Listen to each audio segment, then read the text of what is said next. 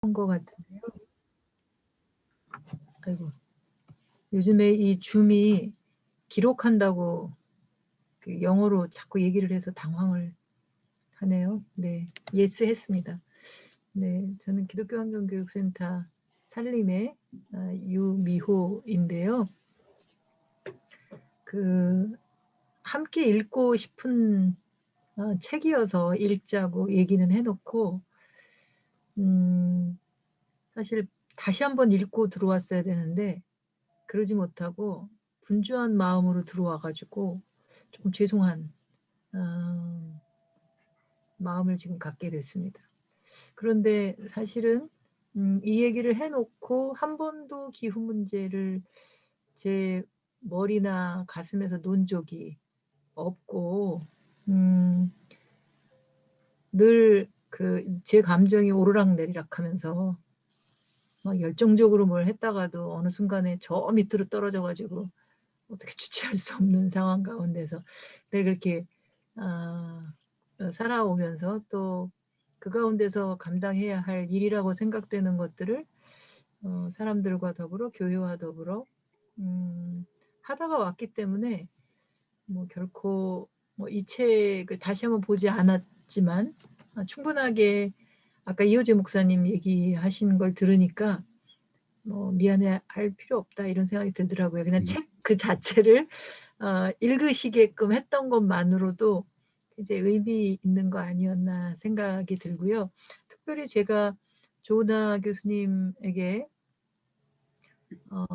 매번 이렇게 요청을 했던 게 가정교회 마을 연구소 좋은 건 다 갖고 계신 것 같더라고요. 가정과 교회와 마을 어떻게 보면 가장 핵심적인 이 코드를 키워드를 중심에 놓고 있는 곳인데 늘 그냥 형식적으로만 뭔가 함께 했으면 좋겠다고 하는 이야기를 했지 조금 더 실질적으로 뭔가 연계해서 할 수 있는 일을 자꾸 조 교수한테 얘기하니까 언제 한번 모임에서 이야기를 하는 게 좋겠다. 그러면서 실질적인 연계된 일이 벌어질 수 있게 하면 좋겠다 하면서 독서 모임에 올 것을 제안하더라고요.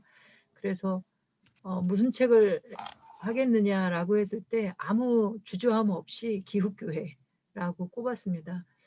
주로 목사님들이 모이시는 자리 또 신학자가 계신 자리이기 때문에 지금 시대에 함께 고민하고 또 우리가 나아갈 방향에 있어서 기후교회 또 뭐 유럽이나 이런 쪽에는 기후중립교회 뭐 이렇게 얘기들을 하고 최근 들어서 한국교회도 탄소중립선언을 하면서 뭐 탄소중립교회 뭐 이런 얘기들을 할 텐데 그 부분에 대한 방향을 가교마에서도 함께 하면서 이후로 조금 더 밀착된 어떤 활동들을 해나갔으면 하는 바람을 먼저 말씀을 드리고 이야기를 해보려고 합니다. 이 책을 읽고 나서 간단히 써놓은 글도 있기는 한데요. 제 느낌으로만 이야기하는 것보다 혹시 다 읽으셨죠? 못 읽어보신 분 아무도 없으신 거죠? 네. 그렇지만 이 책에서 제가 메모한 거를 오늘 오후에 남원에서 어제 내려갔다 올라와서 오후에 잠시 메모한 거를 다시 꺼내서 보니까 계속 제 마음이 이렇게 울리더라고요. 그 한 구절 한 구절이 울림이 있던 구절을 메모해 놨기 때문인지 계속적으로 자극이 주어지면서 뭔가 그 부분을 가지고 목회자들을 만나고 또 교회를 만나고 하는 것들이 필요로 한데 또 놓치고 있었구나라고 하는 생각도 들어서 그거 다시 한번 점검하고 나서 제가 써놓은 글 속에서 앞으로 한국교회 안에 어떤 제안들을 해나갈 것인지 하는 부분에 대한 말씀을 좀 드려보려고 합니다. 살림이 하는 일이라고 하는 것은 사실 지금 얘기하려고 하는 것이 살림이 끌어안고 있는 것이고 또 그리스도인과 교회들이 자신과 남과 사람만이 아니라 하나님이 지으신 피조물들을 살고 살리는 일에 이렇게 살리다라고 하는 동사의 명사형으로서의 살림을 화두로 삼고 있는 곳이어서요. 저 개인적으로는 기독교 환경운동을 한 27년 하다가 한때는 건방지게 인간이 없으면 자연이 오히려 잘 돌아갈 것 같아서 별로 인간을 중심에 놓고 생각을 하지 않았었는데 어느 순간부터는 그래도 인간이 중요하다라고 하는 제 인간이 제정신을 차리고 신앙을 회복하고 역할을 하지 않으면 이 문제는 해결되지 않을 것이다라고 하는 생각에 이제 교육이라고 하는 것이 그만큼 중요하다라고 하는. 근데 왜 김도일 교수님이 그만큼 역할을 안 해주셨나, 정은아 교수님이 그만큼 역할을 안 해주셨나 하는 서운함이 있기는 한데요. 어, 잘못했습니다. 네, 그래서 처음에 이 교육센터를 시작하면서 두 분께 이 한국교회 교육에 있어서 이 살림이라고 하는 것이 단순히 환경 운동이 아니라 사람들의 삶이 새롭게 디자인되고 또 교회가 새로워지는 데 있어서 이 살림의 교육이 자리 잘 잡을 수 있도록 도움도 요청하고 그렇게 했었습니다. 자세한 내용은 나중에 제가 살림에 관계된 내용들을 전달을 좀 드리기로 하고요. 책과 관련해서는 이 책을 지은 짐 안탈 목사님은 환경 운동가이기도 하죠. 사실 다 저희 통합책 교단 목사님들이신 거잖아요. 저는 이 짐 안탈 목사님을 접하고는 저희 부소장으로 활동하는 그 김신영 목사님, 서울대 환경대학원을 마치고 또 신학 박사는 안 받아도 될 것 같은데 오히려 지금의 상황에서 한국교회 목회자를 깨우는 데에 좀 더 역할을 하면 좋겠다 이런 생각은 드는. 우리 조 목사님, 조 교수님 감리교시군요. 네. 네, 했으면 좋겠다 이런 생각이 좀 들어요. 아주 실제적으로 목회자로서 이 부분을 고민을 하고 있다고 하는 점에서 많이 이렇게 연상이 많이 됐었는데요. 어쨌든 이 지만탈 목사님이 이 기후교회라는 책을 통해서 새롭게 신학에게도 교회에게도 도전을 주고 있다라고 하는 점이 크게 관심이 되어졌고요. 특별히 지만탈 목사님을 통해서 하나님이 우리 세대가 떠맡아야만 할 그런 위대한 가업을 얘기하고 있다라는 생각을 하게 됐습니다. 그래서 우리가 어떻게 지금 이 시대에서 증언을 하고 이 위기를 세상 사람들에게 또 그리스도인들에게 증언하고 새로운 제자도로서의 삶을 살게끔 할 것이냐, 어떻게 응답을 할 것이냐라고 하는 것을 새롭게 보게 됐는데요. 그런 점에 있어서 지금의 위기가 도덕적 위기고 신학적 위기고 교회의 위기다라고 한 것이 굉장히 중요한 선언과도 같았었습니다. 저에게는.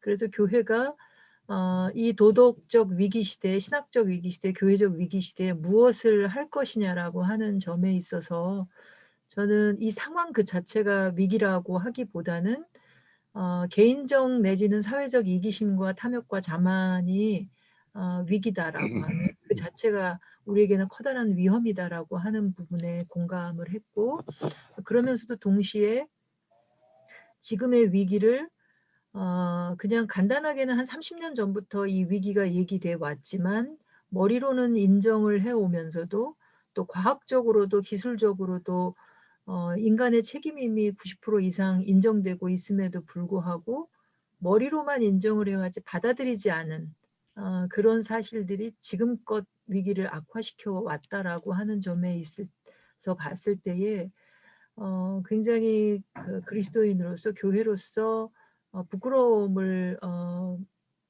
표할 수밖에 없는데요. 과연 우리는 그동안 안다고 해온 것이 무엇을 안다고 얘기를 해온 것이고 또 신앙적으로 고백하고 결단하고 행동해온 것이 무엇을 해왔나. 저 역시도 한 30년을 이 일을 해왔는데 무엇을 해왔나라고 하는 반성들을 굉장히 많이 하게 됐는데요. 특별히 지금에 와서 제가 아까 감정적으로 기복이 하루에도 몇 번씩 희망이 보였다가도 절망하고 우울해지고 막 불안하기도 하고 막 이러는 것들을 보면서 더욱더 이 교회에게 있어서는 세상 사람들에게 제가 이런데 세상 사람들은 더 절망하고 우울함에 빠져 있을 수밖에 없는 상황이라고 하는 걸 봤을 때 믿는 이들이 희망을 좀 마지막 부분에 보면 새로운 희망을 줘야 한다라고 하는 이야기들 새로운 상상 속에서 희망을 살아내야 한다라고 하는 부분에 크게 공감을 했었습니다. 그리고 또 한 가지 부분은 제가 왜 기후 문제의 교회들이 또 특별히 기독교 지도자로서의 목회자나 평신도 리더 그룹들이 이 기후 문제를 인정하지 않고 말하지 않았는가라고 하는 부분을 봤을 때 좋게 말하면 신앙이 너무 좋아서, 그리고 과학이나 이런 전문가들이 얘기하는 걸 인정하지 않는, 그리고 보수층에서는 그냥 하나님의 영역인데 인간이 그것을 왜 이야기해야 하느냐라고 하는 그런 논리들이 사실은 신학적으로나 목회적으로나 그동안 잘못된 가르침 속에서 이러한 비상한 상황들을 몰아왔다라고 하는 생각들을 하게끔 되었고요.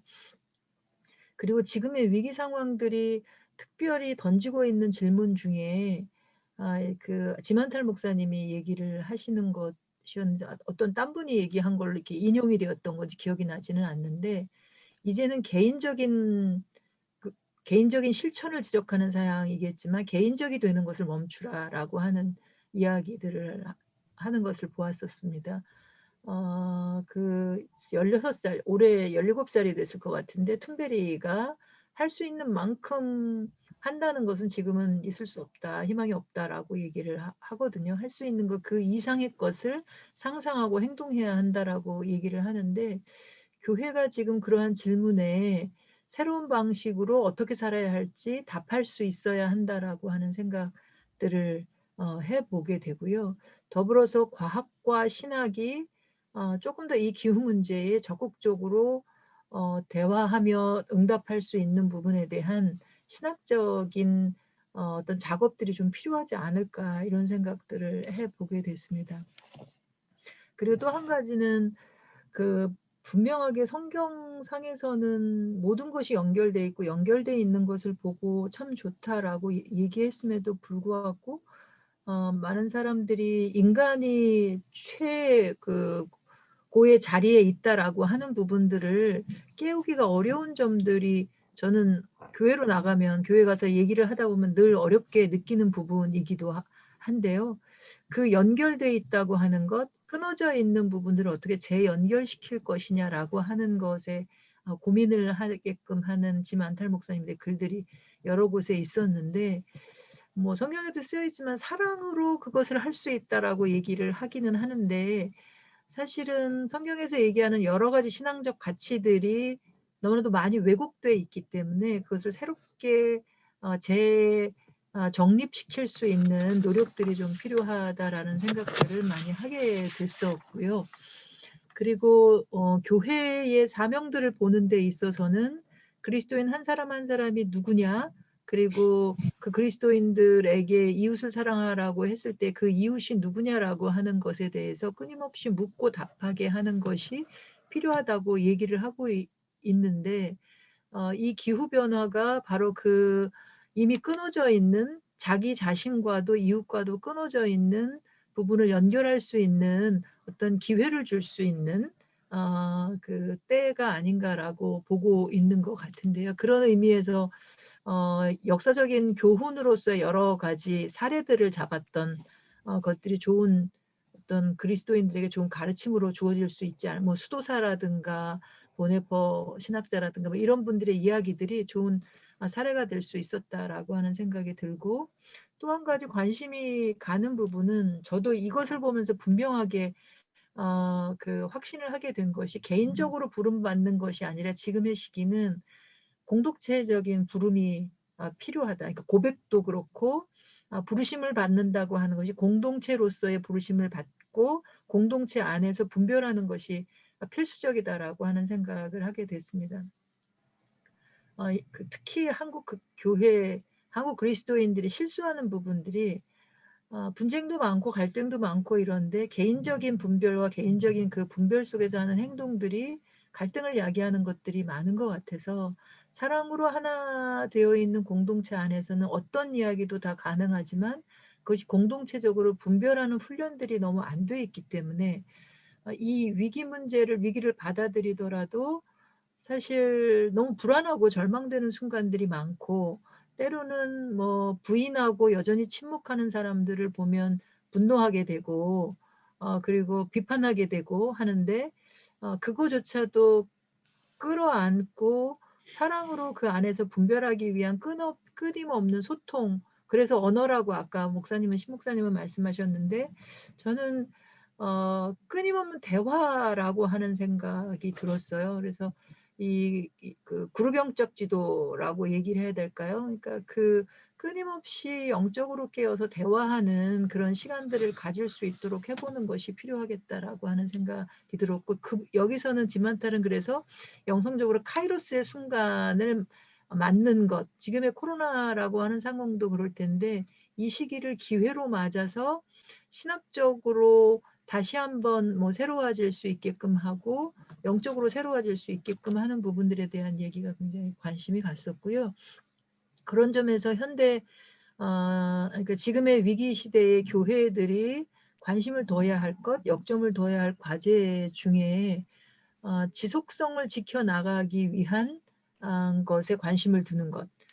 그 의미에 있어서는 저는 그 개인적인 부분에 있어서 아까 이호재 목사님이 뭐 엄청난 개인적인 반성들을 가해자였다라고 하는 말씀을 하셨는데 그것에 대한 인정도 중요하지만 사실은 한계를 제가 예전에는 개인적으로 깨어서 작은 것에서부터 실천하는 이야기들을 강의하면 많이 했었는데 지금은 오히려 사람들이 그 얘기를 하면 오히려 거기에 있어서는 조금 흐트러지더라도 함께 할 수 있는 그리고 마을에서나 공동체적으로 함께 할 수 있는 행동을 찾아서 해보는 어떤 실험, 연습 이런 것이 더 중요하다는 얘기들을 많이 하거든요. 왜냐하면 이 피조세계 안에서의 지속성이나 생존을 위협하는 어떤 집단, 그 어떤 구조적인 문제들, 특히 지금의 이제 피포지 회의가 31일 에 이제 개최가 되는데 기후 단식으로서 기후 정의를 위한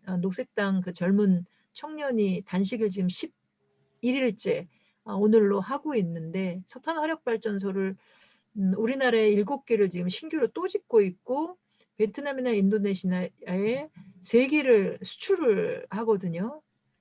뭐 노후화된 거를 더 이상 짓지 않겠다고 했으면 신규도 짓지 말아야 할 텐데 그렇게 하고 있는 것들을 봤을 때 지금에 있어서 우리가 지속성을 지키기 위해서 무엇을 해야 할지 어디로 목소리를 내야 할지 하는 부분에 대해서 교회가 분명하게 봐야 될 거라고 하는 것과 또는 교회가 어떤 위기에도 혹은 기후 약자들에게도 조금 좀 탄력적인 이렇게 건강한 공동체로서의 이런 곳을 회복할 수 있는 우리 이원도 목사님이 하시는 이 마을 목회 뭐 황 목사님도 그렇게 하시죠. 근데 그런 부분이 굉장히 중요한 거라고 생각이 좀 들어요. 그래서 마을의 회복력 그리고 지구의 회복력 이런 것들을 키우는 것이 탄력적 공동체를 구성하는 부분에 대한 이야기를 해놨는데 그게 구조적으로도 그렇지만 저는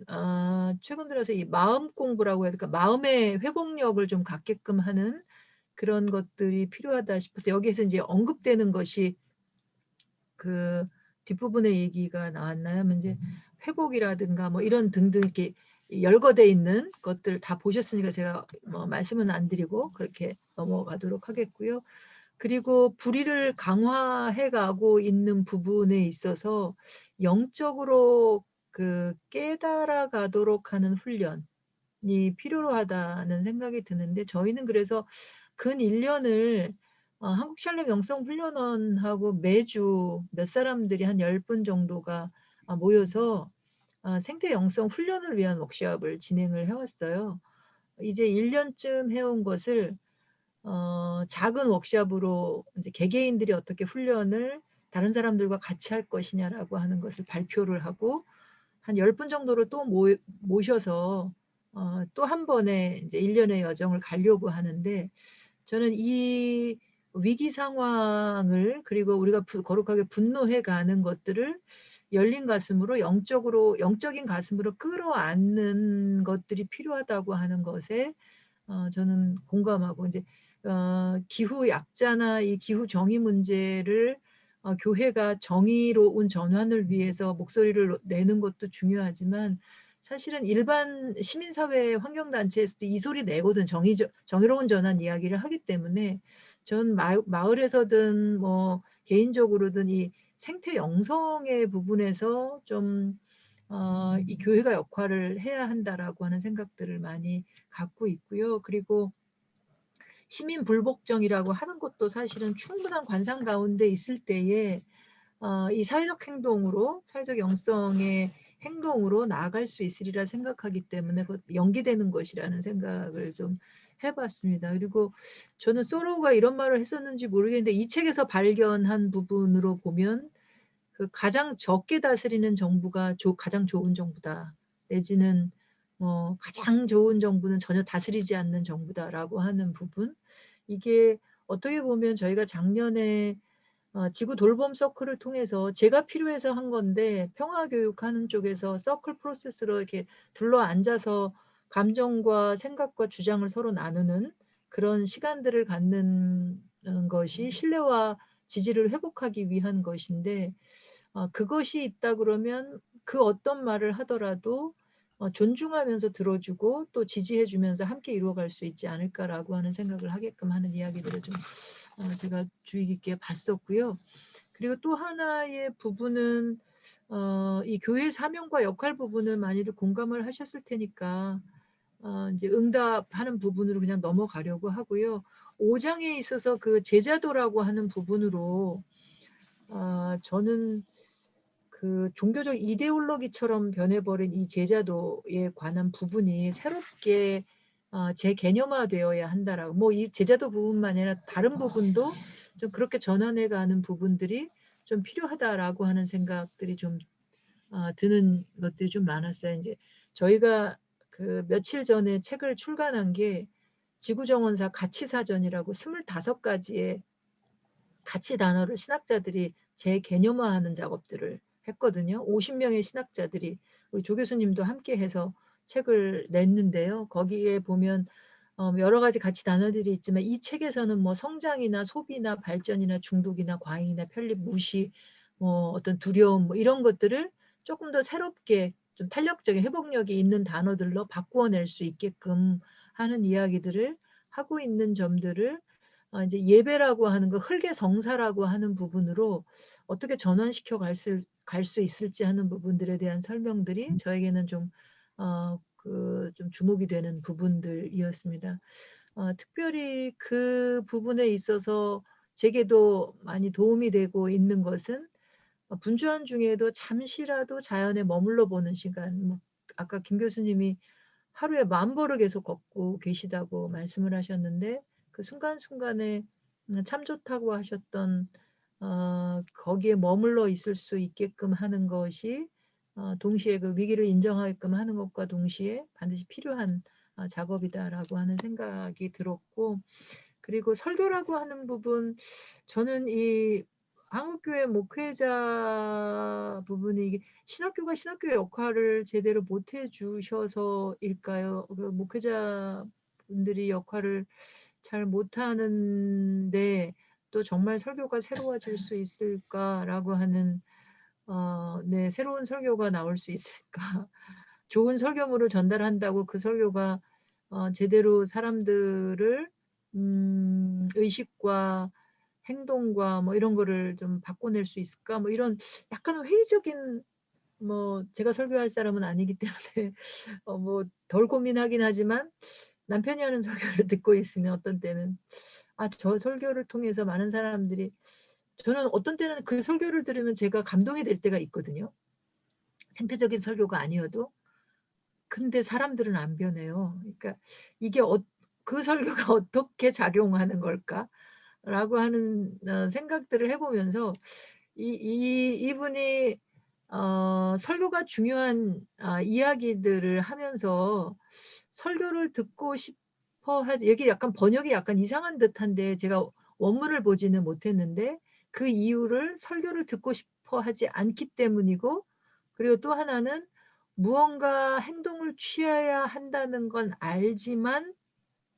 알고는 있지만 본인이 말하고 싶어 하지 않기 때문에 설교를 해야 된다라고 얘기를 하는데 과연 설교자가 어떤 가운데 어떤 상태에서 혹은 어떤 바탕을 만들고 이 설교를 하느냐에 따라서 달라지는 거 아닌가. 저는 그러니까 말을 잘해서가 아니라 그 설교가 그 힘이 있기 위해서는 어떤 부분이 필요로 할지, 여기에서는 설교를 위해서 목사들에게 필요한 준비물로서 아까 제가 영적인 가슴 얘기를 했는데, 여기서도 그 준비물로 이 하트라고 하는 거를 얘기를 하셨어요. 이게 인제 그 인제 제가 저기 하는 한국샬렘 그쪽하고는 인제 최근에 이제 영적 가슴 그거 책 제목을 지금 까먹었는데 그런 얘기를 하거든요. 근데 이게 여기서는 조금 전에 얘기했던 자연을 충분히 묵상하는 것, 그러니까 그 창조 세계를 거룩한 복음으로 보는 것, 그것을 그 충분히 누리는 것, 그걸로 인제 그리고 그거를 훈련시키는 것으로 영적인 가슴 이야기를 하는데, 그거를 좀 더 뛰어넘는 부분이 필요로 하지 않을까라고 하는 생각이 들고, 한국 교회 그리스도인들이 성경 말씀에 너무도 익숙하기 때문에 생태적 성경 읽기에 대한 훈련이 충분히 되지 않으면 '이것만으로도 또 안 되지 않을까.'라고 하는 생각도 들고, 그리고 지금의 위기를 애정 어린 경청을 충분히 할 수 있게끔 하는 훈련. 이게 그 울부짖는 소리조차도 들리지 않는 '그들을 어떻게 깨울 수 있을까.'라고 하는 생각을 음 하는 대목이에요. 이게 말로는 저 지금 이렇게 얘기하는데 제 숙제예요. 아름다운 거 하나님이 참 좋다한 걸 어떻게 참 좋다고 같이 이야기하게 할 수 있고, 지금 울부짖는 그 소리를 내 아픔으로 어떻게 느끼게 할 수 있을까라고 하는 게 제 숙제이고, 이 위기를 위기로 본인이 받아들이게끔 하는 것에 굉장히 숙제인데, 그거를 한번 가교모와 함께 살림이 무엇으로 할 수 있을지는 잘 모르겠는데, 저는 그래서 샬렘하고는 이제 생태 형성 훈련을 계속하기 위한 공부를 영적인 독서를 하고 훈련을 하고 있는 건데, 이게 아까 말씀드린 그 공동체적인 부름과 응답이라고 하는 측면에서는 가교마와 함께 마을에서의, 제가 어제 남원을 내려갔다가 올라온 건데 이제 기장측 교회이기는 한데 어 거기가 남원 시민 모임 대표를 그 담임 목사님이 하세요. 근데 그 전한 마을에 대한 관심들을 갖고 어떤 방식으로 이것들을 해갈 수 있을지 차근차근, 이미 시민 모임에서는 이 행동을 목사님은 하시지만 교회와 연결된 부분에서 어떤 시도를 해 가야 할지 하는 부분에 대한 이야기를 하셨는데, 그냥 저도 머리로는 응답하고 대답을 하고 있지만 실제적으로 교회와 연계된 부분, 여전히 포기할 수 없는 그리스도인과 교회를 어느 순간에 2 도가 넘거나 3 도가 넘으면 진짜 저도 포기할지 모르겠는데요. 이 그 지구 온도 상승이 포기하게 하는 건지, 제가 실망해서 포기하는 건지, 뭐 어떤 기준 때문에 내가 포기할지는 잘 모르겠지만 아직까지는 포기할 수 없는 부분이 있는데, 그 부분 포기하지 않기 위해서는 함께하는 그룹들이 형성이 돼야 되는데, 살림도 열심히 연결되어지는 일을 하고 있기는 한데, 저는 살림보다는 가교마가 훨씬 더 파워풀한 힘을 갖고 있는 것 같아서 함께하자 청하는 일을 하기 위해서 네 기후교를 함께 읽자고 제안을 드렸습니다. 네, 그리고 이 지만탈 목사님이 얘기하시는 거에서 그 기후 변화에 대해서 늘 이 기후 위기에 대해서 설교를 할 때에 그냥 이 위기에 관한 얘기만 하는 것이 신학적 토대를 가지고 이 이야기를 해야 한다라고 이야기를 했었는데, 그 토대에서의 이제 하나님이 우리에게 이 영원한 계약으로서 붙잡고 계신 이 창조 세계, 그리고 모두에게 약속하신 것, 그리고 지금의 동시대의 사람들뿐만 아니라 후손들과 자연을 다 이웃으로 삼아야 한다는 것, 이게 모든 게 하나님의 것이라고 하는 부분들에 관한 것이 충분히 목회자들, 이 설교하는 사람들에게 인지되게 하는 부분들을 어떻게 전달할 것이냐. 뭐 1 년에 한 차례 곧 다가오고 있습니다만 환경주일에 전해지는 환경 설교문으로 하는 설교는 힘이 없다는 거를 저는 좀 느껴 가지고요. 충분히 목사님들이 본인들의 이해된 신학적 본인들이 갖고 있는 신학적 토대 안에서 하는 설교가 되어져야 한다는 생각에 저는 신학자나 목회자 그리고 기독교 지도자들 그룹이 아까 제가 말씀드린 신학적 지구돌봄 서클처럼 그런 신학적 서클 모임을 통해서 솔직하게 지금의 이 위기적 상황에 대한 본인들의 신학적인 이야기들을 대화해가는, 그냥 누가 얘기하고 이렇게 얘기하면 좀 창피하니까 하는 얘기가 아니라 정말 생각나는 대로 얘기해 보면서 진심으로 이걸 받아들일 수 있게끔 하는 작업들이 좀 필요로 하지 않을까 하는 생각들을 좀 해봤고요. 그리고 한 가지 더 가교마에서 같이 해보고 싶은 건 함께 증언하는 이 위기 시대에 우리 마을이나 또 한 교회나 한 개인이 이 기후 위기에서 어떤 위기 상황에 처해 있는지를 함께 증언하는, 그게 그리스도인이건 아니건 같이 증언하는 일들을 해봤으면 좋겠다라고 하는 거고, 그게 위기 상황에 있는 것만이 아니라 거기에 저항했던 좋은 사례들도 함께 얘기해 봄으로써 좋은 어떤 뭐랄까, 이게 방법도 나눌 수 있는 그 증언자로 서는 것을 함께 해보고 싶다라고 하는 말씀을 좀 드리고요. 그리고 이제 마지막 결론 부분에서 여기서 얘기를 하는 것인 그 이전에 이제 희망을 갖고 희망을 살아내는 이야기가 있었죠. 이제 직시함으로써, 근데 이제 그 희망을 정말 가질 수 있을까 싶기도 한데요. 점점 이제 벌써 1.2도까지 올랐다고 하는 이야기가 들려오는데 성경 말씀이 언제까지 저에게 효력이 있을지 모르겠는데요. 뭐 그냥 다들 교수님이고 목사님들이니까 네. 뭐 진리가 너희를 자유케 하리라 뭐 이런 말씀이 충분히 나누는 가운데 그냥 솔직히 말하면 제가 두렵고 절망스러울 때가 많으니까. 그런데 이 얘기를 하면 제가 조금 자유로워져요. 그래서 조금 희망이 생기기 때문에 말씀을 드리는데 한 분이라도 제가 절망 가운데 있다라고 하는 걸 알아주시면 그럼 저는 희망이 좀 생기더라고요. 그리고 내가 슬프다고 하는 걸 이렇게 표시하고, 그래서 좀 더 많은 사람들이 지금의 절망감이나 두려움이나 이런 거를 나눌 수 있는 자리들을 좀, 우울함도 나눌 수 있는 자리들을 좀 많이 만들어주고, 그리고 그 나눔 속에서 희망을 보고 그 희망이 단순히 던져주는 어떤 뭐 어떤 걸로 물질적인 것이든 뭐 영적인 것이 이런 걸로가 아니라 누군가가 주는 것으로 인한 희망이 아니라 그 각자 안에 그리고 우리 안에 깊은 내면에서 우러나오는 희망이 생길 수 있게끔 하기 위한 작업, 그 작업을 해보고 싶은 게 살림의 소망인데, 그게 새로운 이야기, 서두에 말씀드린 토마스 베리가 얘기하는 위대한 과업, 그게 우리의 과업으로 좀 얘기될 수 있었으면 하는데, 그게 여기서 이제 마지막 그 마무리하는 글 속에서 상상하라라고 하는 이야기로, 물론 92년에 리우 회의 때 얘기했던 한 소녀의 이야기로 시작하지만 그 미래를 생각하면서 이제 2050년 탄소 중립을 얘기하는데 뭐 2050년이 아니라 이제 10년밖에 기회는 없다. 아니 7년밖에 기회는 없다가 얘기하는데 2030년을 데드라인으로 놓고 그때에 있을 살아갈 미래 세대가, 그때를 살 미래 세대가 우리에게 던지는 이야기를 진지하게 질문화해서, 저는 가장 좋은 질문이 우리를 변화시킬 거라는 생각이 들어서 그 당시에 미래 세대가 우리에게 던지는 질문을 사람들과 나누면서 그 질문에 솔직하게 답변하는 것을 우리 공동체 안에서 나누는 일들을 해보면 어떨까, 이런 생각을 드리면서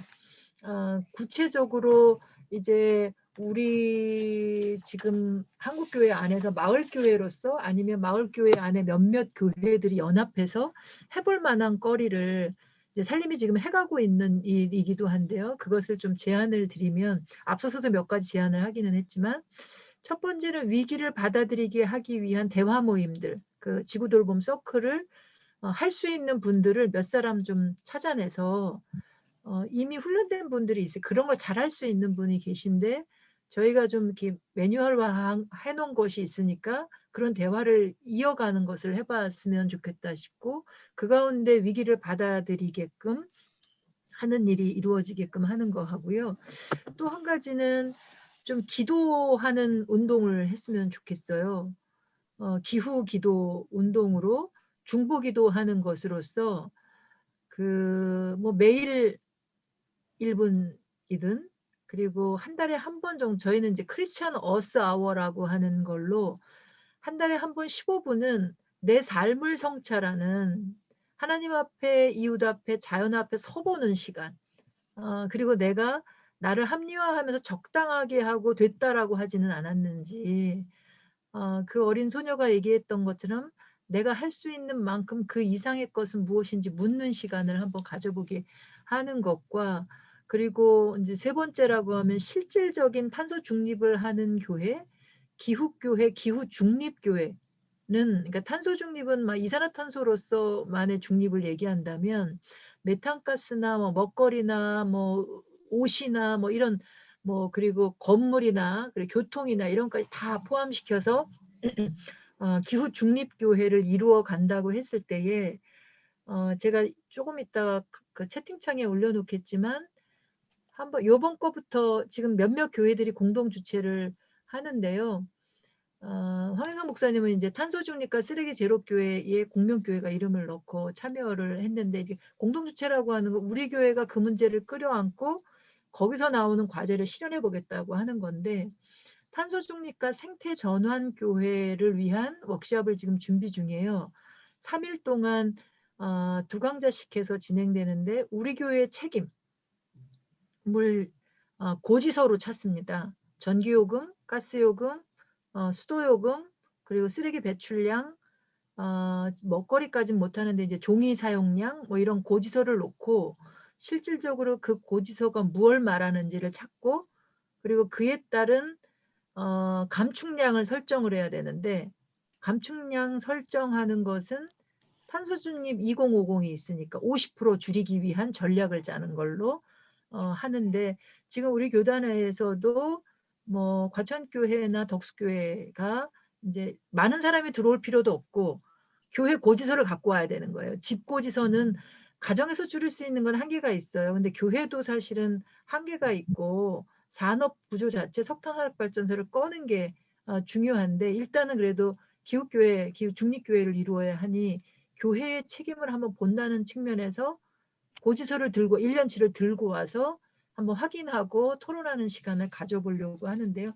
그런 일들을 한번 가교모와 함께 같이 하고, 한 가지만 더 한다면 이제 기도 운동하는 데 있어서 인제 증언으로서의 그 약자들을 우리가 좀 찾아낸다, 발견하고 그들을 위한 기도를 한다고 했을 때에 기후 약자들을 위한 적응 대책으로서의 뭔가 액션을 취해 보는 것. 저희가 인제 저희 대표님이기는 한데 전농교회의 목사님, 거기 교회 총여선교회하고는 MOU 체결을 통해서 탄소 사냥 걷기 운동을 해요. 그 김 교수님이 10,000보 걷는다고 했는데, 교인들이 10,000보 걸으면 100 원이 매칭돼요. 교회에서 선교비가 1,000,000 원이 있으면 1,000,000 원을 밖으로 그냥 보내는 게 아니라, 교인이 10,000보 걸으면 그 여러 사람이 걸은 걸 다 합산해서 그만큼이 선교비로 나가는데, 농촌교회 태양광 설치하는 걸로 가는 거예요. 그러니까 이렇게 그냥 돈으로만 가는 게 아니라 실천을 담보해서 어떤 의식과 행동의 변화, 삶의 변화를 가져오면서 선교 활동을 할 수 있는 것으로도 해 보는 것을 연계해 봤으면 좋겠다라고 하는, 네, 제안을 드리면서 마치도록 하겠습니다. 저 6분 늦었습니다. 네, 이상입니다. 감사합니다. 네. 센터장님 책을 다시 못 읽으셨다고 얘기하셨는데 뭐 읽으셨으면은 큰일 나실 뻔했습니다. 훨씬 아주 구체적으로 많이 이야기해 주셨고, 마지막에 또 구체적인 실천 강령에 대해서도 또 구체적으로, 저희가 가교마 같이 협력 단체거든요. 살림이 함께 협력하고 있는 저희 연대하는 단체인데, 구체적으로 또 함께 할 수 있는 여러 가지 제안들을 또 이야기 해주셨습니다. 작은 교회들이 함께 연대해서 구체적인 실천 운동을 만들어가는 거, 또 중보기도 운동을 또 아까 마지막에 얘기하신 것처럼 사회적 약자들을 위해서 실천을 담보로 하는 어떤 후원 구조를 만들어가는 방법도 있고, 또 실질적인 기후중립교회를 만들어가기 위해서 그 교회들의 아주 구체적인 뭐 고지서라든지 이런 것들을 놓고 고민해보는 여러 구체적인 좀 함께 할 수 있는 또 제안도 해주셨는데요. 한번 쭉 이야기 나눠주셨습니다. 그 들으시면서 또 질문이나 또 코멘트 있으시면 또 자유롭게 잠깐 한 30분 정도 토론하는 시간 갖도록 하겠습니다. 네, 편하게 질문 있으신 분들은 좀 나눠주십시오. 네.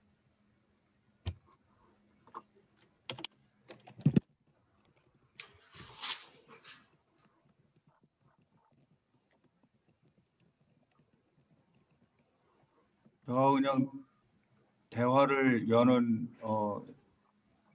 그 생각으로 그런 입장으로 이런 생각을 해봤어요.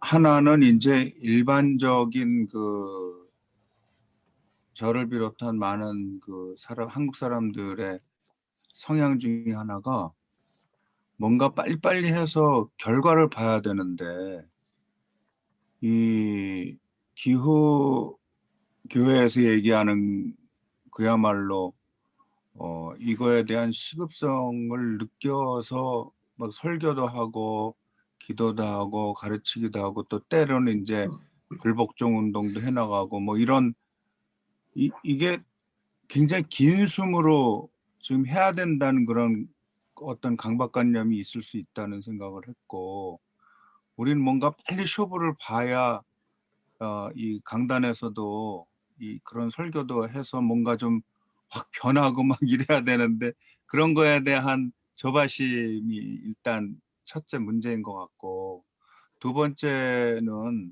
저는 신학적인 전제의 문제라고 봐요. 그러니까 이 세상은 이제 뭐 전천년설이나 어떤 휴거를 강조하는 그런 신학적인 그 전제를 갖고 있으면 어차피 망할 세상인데, 이걸 뭐 지구가 뜨거워져 가고 뭐 엘니뇨 무슨 니뇨 하는 그런 얘기들은 계속 들어왔는데, 결국은 다 망할 세상에 뭐 그렇게 어, 구원받고 이렇게 뿅하고 올라가면 그만인데 하는 그런 생각들이 생각보다 많은 목회자들을 사로잡고 있고, 또 그게 사실 편하거든요. 그 신학을 붙잡는 게 제일 편해요. 예수 믿고 구원받고 하늘 빨리 부르심 받고, 심지어는 이제 이런 그 세대주의 그런, 저는 설교를 많이 들으면서 미국 학교 다녔는데, 무슨 농담까지 하냐 하면, 너네 여기서 신학생들 돈 없고 그럴 때 마음껏 은행에서 빌려다 돈 써라. 응? 그리고 저 등록금 융자 얻어가지고 생활비도 쓰고 막 하고, 어느 날 예수님 오시면 너 탁 올라가면 이 돈 끈 거 다 여기 있는 애들이 알아서 할 일이지. 너 물론 이게 농담이지만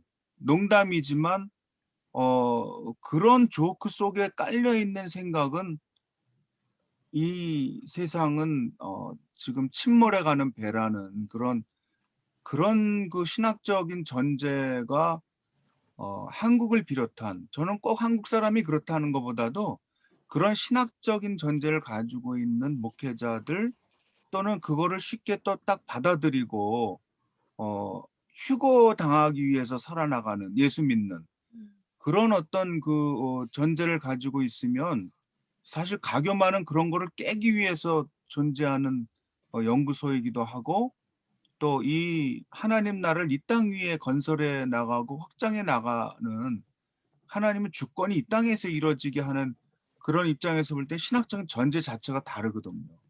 그러니까 그런 신학적인 문제, 또는 이제 어떤 조급성의 문제, 그런 두 가지가 지금 합쳐져 가지고 기후 얘기 잘 안 하고, 그래서 트럼프가 아주 극보수적인 크리스찬들이랑 이렇게 연대가 될 수 있었던 것이 그런 신학적인 어떤 그 뭐랄까 합의랄까요? 또는 서로 합의가 된 트럼프가 신학을 알아서 그렇게 한 건 아니겠으나 그런 어떤 게 지금 그동안 교회 발목을 잡아서 기후 문제 얘기하고 저 생태 문제 얘기하고 그러면 굉장히 진보적인 사람 또는 진보적인 신학을 가진 사람으로 이렇게 또는 그렇게 할 여유가 어디 있느냐, 빨리 한 명이라도 구원해 가지고 그 교회라는 구원의 방주로 집어넣기 바쁜데 하는 그런 게 지금 여태까지 이 한국 교회나 이런 보수 소위 말하는 극보수적인 성향을 가진 사람들의 생각 속에 있었기 때문에 이런 책까지 읽을 만한 여유가 없는 거죠. 여유도 없고 신학적으로 동의하지도 않고. 그러니까 이렇게 뭐 탄소 제로니 무슨 뭐 이런 얘기하고 그러면 정말 뭐 한가한 소리 한다 그러고 뭐 실제 어차피 망해질 놈의 세상인데 뭐 그렇게까지 뭐 애를 쓰냐는 거를 말로는 못해요. 그냥 무식하다 그러니까. 그러나 속 안에는 그런 게 있기 때문에 이 우리 유 센터장님이나 또 다 저희는 생각을 공감하고 오히려 막 아까 이효재 목사님 얘기한 것처럼 막 그 참여하는 심정으로 지금 오늘 독서 모임을 들어왔거든요. 실천을 못하고 이런 거에 대한. 근데 이제 그걸 그래도 그나마 양심이 있는 사람들이 하는 얘기고 그리고 신학적인 어떤 전제가 다른 사람들이 하는 얘기고 이거 참여할 문제도 아니라고 생각하는 사람들도 적지 않을 거라. 그런 것들을 어떻게 변화시켜 나가느냐 하는 것이 굉장히 숙제가 아닌가 하는 생각을 합니다. 네, 제가 좀 말씀드려도 될까요? 저희는 이제 우연하게 어제 이제 저희 이 동아리 중에 이제 문화 동아리에서 이제 평신도가 기후 생태 문제에 대해서 발표를 하는 시간을 가졌어요. 저희들이 한 달에 수요 예배를 문화 동아리가 있고 그다음에 선교 동아리가 있고 성서 동아리가 있고 이제 이 신중년 동아리가 있는데 이제 문화 동아리에서 평신도가 이제 최근에 이제 이 유튜브나 줌으로 뭐 NCC에서 하는 거를 전체적으로 다 들은 분이 이제 자기가 발표 한번 하겠다고 그래가지고 했는데 굉장히 이제 성과가 좋고 가능성을 봤는데 그거는 좀 이따 얘기를 하고 그래서 이제 저도 이제 도서관에 가서 좀 공부를 하는 어차피 이제 생태 문제에 대해서 저도 이제 목회자로 참여하니까 하는데 지금 김도일 교수님 굉장히 중요한 지적을 했는데 종교 간에 대화하는 사람들이 모여서 이제 생태 문제를 종교적으로 어떻게 다뤄야 되느냐 할 때 무슨 얘기가 나오냐면은 제가 그래서 이거를 교인들이랑 생태 문제 얘기할 때 먼저 전제적으로 다루지 않으면 생태 문제 다루기가 굉장히 쉽지 않겠다고 느껴서 굉장히 큰 깨우침을 얻었는데 개인 구원적인 세계관을 갖고 있는 사람은 생태 문제나 환경 문제를 다루기 쉽지 않다는 거예요. 그러니까 구원의 조건에 개인을 넘어선 마을도 안 들어와 있는데 지금 사실은 이 기후 생태 문제는 마을을 넘어서 우리가 우주랑의 관계망에 있다라는 거가 전제가 돼야지 기후나 생태가 저한테 다가오는 거 아니에요. 근데 우리는 우리의 삶의 궁극적인 열쇠를 개인 구원에다 둔단 말이죠. 그러니까 개인을 넘어서 있는 마을도 참여를 안 하는데 우주적인 생태계, 관계망 이런 데 관심이 있을 수가 없다라는 거죠. 그렇기 때문에 개인 구원이라는 이 세계관을 우리 개신교회나 이런 신앙관을 해체하지 않고서는 생태계라든지 기후, 우주 이런 얘기들이 도무지 받아들여 줄 수가 없다. 이제 이것을 전환시키는 우리가 생태라든지 기후할 때 이 개인 구원적인 에만 중심을 두고 모든 문제를 이렇게 하는 그게 이제 예를 들면 사회 정치적으로는 개인 구원이라는 게 있고 그것이 어떻게 되냐면 이 개인 구원이 이제 사적인 소유라고 그래서 시장 우선주의가 되잖아요. 시장주의라는 것이 이 지금 몇백 년을 시장 경제라는 것이 주장하는 것은 사적 소유를 중심으로 한 개인의 사적 소유를 중심으로 한 시장이라는 것이 우리 모든 경제를 하고 거기에서 그 시장 경제 핵심은 결국 개인 단위로 한 경쟁이라는 것을 너무나 당연시 여기는 그러니까 개인 구원 시장 그다음에 경쟁이라는 게 너무나 자연스럽게 하니까 이 문제를 타치해야만 생태계가 드러나고 기후나 이 문제들을 우리가 다룰 수 있다는 거죠. 거기에다가 이제 김도희 교수님이 좀 오늘 우스갯소리로 너무나 저한테 딱 잘 들리게 했는데 이 개인 구원이라는 것의 궁극적인 구원이라는 거는 어차피 망할 세상이에요. 이 세상은 관심이 없는 거예요. 그러니까는 여기서 얼마든지 쓰고 가면은 천당에 가서 보상받는다. 뭐 이러한 수준의 세계관으로 이게 다 뭉쳐서 개인구원과 시장 경제나 경쟁이라든지 이 세계관이 그동안 이 자본주의가 몇백 년 동안에 거의 이게 우상이고 신이라는 거죠. 그러니까 이 세계관이 해체가 되지 않는 한 천지창조 하나님의 구원 이 생태계 구원 이런 얘기가 개신교회는 받아들여지기가 쉽지 않다. 신학자들이나 거기에 모여있는 뭐 아주 최고의 이 지성인들이 하는데 그렇게 진단을 하더라고요. 그래서 지금 김도희 교수님 훌륭한 좋은 말씀이에요. 그 종말론적이라는 것이 전부 다 이렇게 개인구원 단위로 그 종말이라는 게 그런 것도 아닌데 개인구원 단위로 해석돼 가지고 지금 이게 완전히 세뇌화되기 때문에 그 목사부터 되게 그런 신앙관을 갖고 있기 때문에 여기에서 생태적인 삶이나 생태적인 세계관이 전달이 안 되고 설교가 안 된다는 거죠. 네. 네, 감사합니다. 네, 우리 이호재 목사님 또 혹시 코멘트 해주실 부분? 저는 뭐 그 신학적인 건 뭐 이야기해봤자 우리끼리는 다 공감대가 있는데 아까 김도일 교수님, 유원돈 목사님 말씀하신 것처럼 전천년주의를 믿는 사람들한테는 도통 통하지 않으니까 이건 어떻게 해야 될지는 잘 모르겠고 저는 이제 아까 저기 그 유 소장님께서 7년 남았다. 이제 7년이라는 게 이제 그 1.5도를 말씀하시는 거죠? 2도? 2도? 네. 2도. 네. 아까 지구 온도 상승하는 2도까지의 경계. 2도. 네. 아까 그 P4G 그 보니까 거기는 1.5도를 이야기하더라고요. 그래서 지금 1.2도인데 7년 만에 그러면 0.8도가 올라갈 가능성이 높은 거예요? 그렇게 빨리? 높은 게 아니라 이미 더 그 이상을 올라갈 거라고 예측이 되고 있습니다.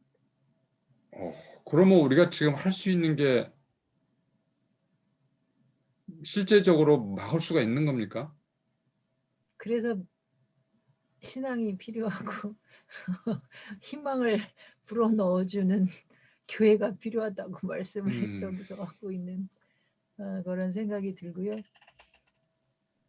아까 이원도 목사님 말씀하시는 거에 있어서도 저는 지금의 위기를 이 지만탈 목사가 받아들이라고 하고 있는 것처럼 저는 이게 신학도 바꿔내고 이 코로나가 오히려 기회다 얘기하는 것처럼 교회가 새로워지고 신앙이 새로워지고 목회자가 새로워지는 그 론이 교회론 뭐 구원론 이게 새로워질 수 있는 기회를 주는 게 이 위기일 수도 있다. 저는 그렇게 생각하거든요. 저도 두 가지만 얘기해 볼게요.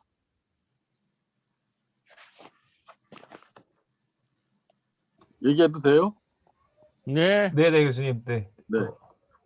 난 다른 분들이 잘 안 보여가지고 우리 유미호 센터장님이 절망과 희망을 말씀하셨는데 저도 절망적인 부분을 보면은 일단 뭐 세계나 국가적 차원에서 얘기는 약간 젖혀놓고 이제 그쪽 부분이 규모로 볼 때는 바뀌어져야 되는 건 사실이지만은 저는 이제 양수리에서 서정면 시골에 살고 있는데 그 쓰레기를 버리러 갈 때 마을회관 앞에 쓰레기 그 집합 장소가 있거든요. 거기에서 쓰레기를 버리는 걸 보면서 저도 거기 같이 쓰레기를 버리고 또 우리 집에서 세 가족이 살다 보니까 많이 나오는데 쓰레기를 버리는 마음을 보면 일단 자기 집에서 밀어내는 거가 일단 쓰레기 버리는 것 같아요. 가정이 제일 나름대로 잘하려고 하는 걸 일단 분류하는 거하고 요일별 지키는 거예요. 그래서 그것도 물론 안 지키긴 하지만 근데 쓰레기가 막 잡다하게 쌓이는데 저 쓰레기가 어디로 갈까? 그럼 이제 저 쓰레기 양평군으로 가고 그 양평군에서 이제 모아가지고 또 매립지로 가서 묻을 텐데 이 양산되는 쓰레기를 버리는 마음이 이제 일단 우리 집에서 밀어내는 거지. 우리 집에서 마을회관으로 가면 우리 집은 깨끗하니까. 그래서 그런 부분에서 뭔가 근본적인 사고의 전환이 와야 되겠다는 생각을 하고요. 그런 점에서 쓰레기를 버리는 것과 쓰레기를 볼 때마다 사실은 굉장히 그 무기력한 마음을 갖기 때문에 그런 부분에서 절망인데 희망을 말하자면 우리가 지금 추구하고 있는 마을 목회의 대부분의 모두는 아니지만 많은 목사님들이 상당히 의식을 가지고 있는 목사님들인데 그 마을 목회 안에 담는 내용들이 단순히 뭐 지역을 새롭게 한다든가 농업을 이제 유기농을 한다든가 또 지역을 발전시켜 나가는 데 참여한다든가 뿐만 아니라 굉장히 그 환경 부분에 대해서도 관심을 갖고 있는 목사님들이 굉장히 많으시더라고요. 그래서 그 대표적으로 벌써 오래전에 연구하다가 만난 분인데 전남 우한의 기장 목사님이 대학원에 가서 에큐메니컬 선교를 공부하다가 하나님의 선교를 배웠어요. 제가 이제 이 말씀 드린 이유는 어떻게 목사님이 생각이 바뀌어서 교회와 성도의 삶으로까지 연결되느냐를 어떻게 보면 이론은 굉장히 복잡하게 발전시켜 나가야 되는데 의외로 실천은 단순한 몇 가지 과정을 거쳐서도 가능하구나. 그걸 제가 이제 발견해서 말씀을 나누는 건데요. 하나님의 선교를 배우고 그 다음에 자기 목회를 보니까 나는 너무 교회 안에 매몰돼 있었구나. 어떻게 하나님의 선교를 실천할 수 있을까? 그것은 이제 신학적인 각성과 감동이 있었죠. 그걸 두 번째 목회 실천하려고 했고 그러고 나서 보니까 모든 목회 내용이 거의 교회 안의 활동이라 절반 나눠 가지고 이제 절반의 조직은 교회 구조를 선교적 구조로 바꾸는 거예요. 그래서 교회 내부 용이고 절반은 환경위원회라든가 뭐 지역사회 함께하는 재직회로 절반을 바꾸었는데 제가 거기서 이제 말씀드리려는 거는 그 목사님이 하고 있는 교회 성도들에게 66가지 친환경적인 삶의 수칙을 신앙 고백과 성도의 삶으로 만들어서 실천하시더라고. 제가 그거 보고 굉장히 놀랐어요. 그러니까 목사님의 각성과 희망적인 부분은 목사님의 공부하다가 깨달은 각성과 목회와 성도들의 삶에 실천하는 과정이 우리가 이론을 공부할 때 갖는 어떤 복잡함과 그리고 약간 무력함을 느끼는 것에 비해서 굉장히 단순한 몇 가지인데 이렇게 해서도 실천이 가능하구나 라는 걸 제가 이제 오래전에 발견을 했었고 그리고 어저께도 이제 송악교회 이정회 목사님은 늘 생태 형성과 생태 목회, 녹색 목회를 하시는 분인데 직접 공교육에도 참여하면서 그 교회가 그 지역의 마을과 함께 더불어서 이제 그 거기 또 특별히 아름다운 마을이니까 마을을 지키고 발전시켜 나가는 건데 그런 하시는 일들이 굉장히 놀라워요. 그래서 희망적인 거는 이론으로 공부하고 이론을 정책화하고 국가와 세계적 차원에서 실천하는 일은 상당히 시간이 걸리긴 하지만 우리가 추구하는 지역교회 중심으로 해서 마을 목회가 가지고 있는 그 플랫폼은 의외로 각성된 목사님과 성도들을 통해서 라이프 스타일이 바뀌어져 가면서 지역을 새롭게 만들어가는 거는 몇 단계 걸쳐도 가능하다는 거지. 물론 이제 거기서 깨달음과 이런 부분이 있어야 되지만 그래서 그런 부분에서 저는 상당히 희망적이라고 보고 이제 그런 부분들을 어떻게 우리들이 아까 가겸하고 연관시켜서 말씀하셨지만은 우리가 해오고 있는 이런 그 지역 단위를 기본 단위로 해가지고 목회자들과 성도들과 함께 의식을 공유하면서 실천적으로 확장시켜 나갈 수 있을까? 그런 부분들이 그 이론적으로는 구속신앙과 함께 창조신학을 발전시켜 나가야 된다든가, 에큐메니칼 신학에서 말씀하고 있는 창조의 보존이라든가 뭐 여러 가지 이제 이론적인 부분이 있지만은, 한편으로는 이론을 계속 신학적인 근거와 목회적인 근거를 발전시켜 나가되, 동시에 목회 실천적인 차원에서 그런 사례들을, 물론 안 바뀌는 사람들은 절대 안 바뀌지만은 바뀐다는 가능성에서 보면은 의외로 또 이렇게 몇 단계에 걸쳐서 실천이 가능하구나라는 그런 희망적인 것을 볼 수 있었다는 것을 같이 한번 지금 여러분들이랑 공유하고 싶어요. 이상입니다.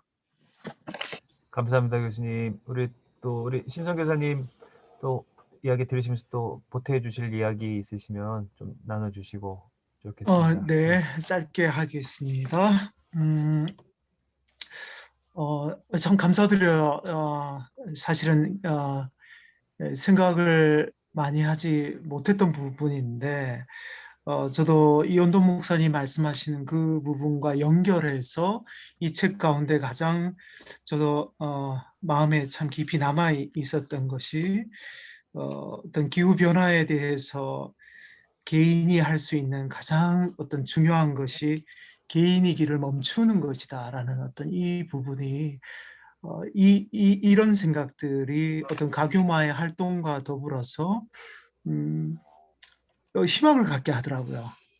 그러니까 내 개인을 생각하게 되면은 개인적으로 자꾸 무엇인가를 고민하고 갈등하고 생각을 할 때에 마치 개인 구원만을 생각한 한국 기독교나 저 개인이나 이런 한계들을 생각하면서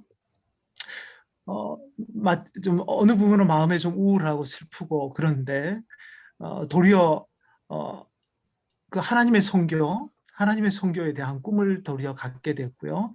그 부분에 대해서 참 이 책 전체를 제가 읽으면서 참 감사했고, 저는 이제 이 책을 읽으면서 두 가지를 생각을 했어요. 하나는, 그럼 현재 내가 아내와 우리가 같이 이제 다 읽었으니까 우리가 변하고 우리가 바꿔야 될 게 있다면은 바로 실천하도록 하자. 이렇게 해서 둘이가 바로 이제 음식물 쓰레기 줄이는 것, 플라스틱 줄이는 것, 종이를 줄이는 것, 이런 부분들에 대해서 우리가 좀 생각을 해서 실천을 우리가 지금 실천해야 한다. 지금 실천해야 선교지로 갔을 때에 우리 제자훈련반 학생들이라든가 우리 주변의 이웃들이라든가 우리 공동체 속에 우리의 삶을 보여줄 수 있어야 이게 첫 출발이 될 것이다. 그리고 어쩌면은 창의적 접근 지역에서는 이런 생태적 접근이 훨씬 더 이게 효과적일 수 있다. 어쩌면 복음을 이렇게 직접적으로 전할 수 없는 그런 창의적 접근 지역에서 이 생태적 접근이라든가 이런 선교, 생태 선교라든가 이런 부분들에 대해서 잘 정리해서 우리가 실제적으로 연대해 갈 수 있는 곳이 있을까? 이런 고민들도 했고요. 어떤 하노이 국제교회라든가 한인교회라든가 이런 부분에 있어서 실제 고민하고 있는 사람들이 있는지도 우리가 좀 살펴보고, 이런 부분들을, 그리고 어쨌거나 선교사들, 어떤 목사님들뿐만 아니라 선교사들에게도 이 부분에 있어서의 이 고민들이 굉장히 필요하다. 왜냐하면 한국은 지금 현재 교회를 중심으로 이런 부분들이 할 수 있지만, 이제 막 교회가 시작되고 오픈이 되고 있는 그런 곳에 환경 오염이 굉장히 심각한 곳이거든요. 그러니까 이럴 경우에는 어떻게 우리는 접근해야 되나, 이런 고민들이 있더라고요. 왜냐하면 이 사람들은 생존이 지금 바로 눈앞에 있고, 그다음 복음을 전해야 되는 것이 바로 아주 절박한 심정으로 이렇게 다가가고 있는 이곳에는 한국보다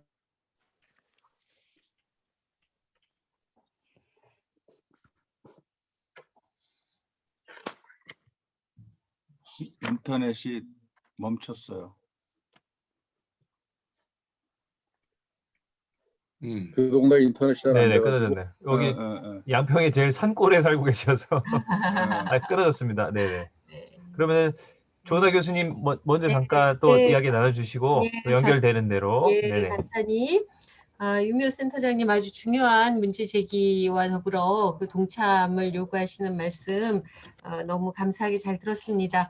2019년에 유미호 센터장님하고 이제 그 김대일 교수님하고 저하고 이 환경교육의 현실에 대한 설문을 정리하고 그거에 대한 논문을 써서 발표를 한 적이 있었습니다. 그러면 여기에서 저는 희망을 발견하는 것과 또 우리가 어디서부터 어떤 방법으로 출발할 것인가에 대한 단서를 찾을 수 있다라고 생각을 했는데요.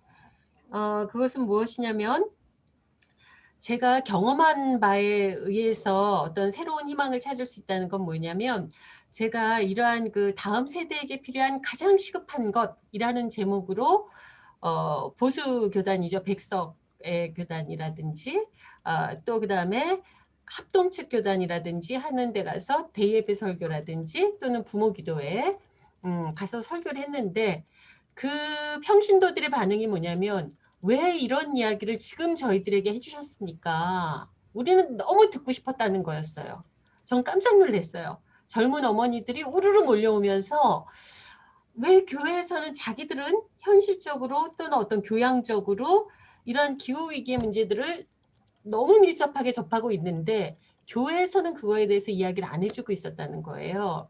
그렇기 때문에 교회에서 이러한 이야기들을 왜 안 하는가 했는데 이렇게 비로소 해주시니까 너무 반갑고 또 이런 일들이 많아져야 되겠다라고 생각을 한다라는 거예요.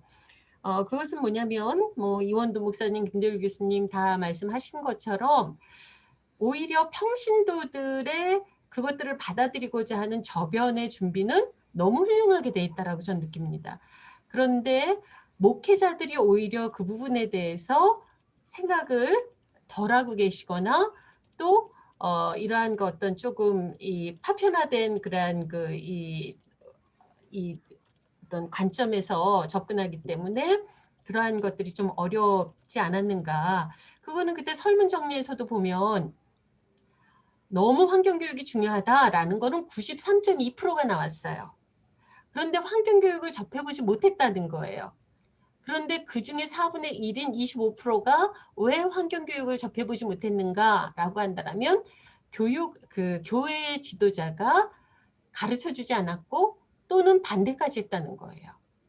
예, 그러한 것들이 이제 설문조사로 나온 바가 있습니다. 그렇기 때문에 그렇다면 우리는 어디에서부터 출발해야 되는가라고 한다면 이러한 그 어떤 그 대중 아래로부터의 운동도 동시에 해야 되지만 정말 이 교회의 변화 또 마을의 변화를 움직이기 위해서는 목회자들의 어떤 이러한 것들에 대한 좀 더 연대 또 심도 있는 논의 이러한 것들의 교육의 장 이러한 것들이 시급하지 않은가라는 생각이 들었고요. 그러기 위해서는 사실상 우리 유미호 센터장님이 그 부분도 열심히 하시는 것 같은데 우리 감리교도 목사 진급 위해서는 매년 교육을 받아야 되거든요.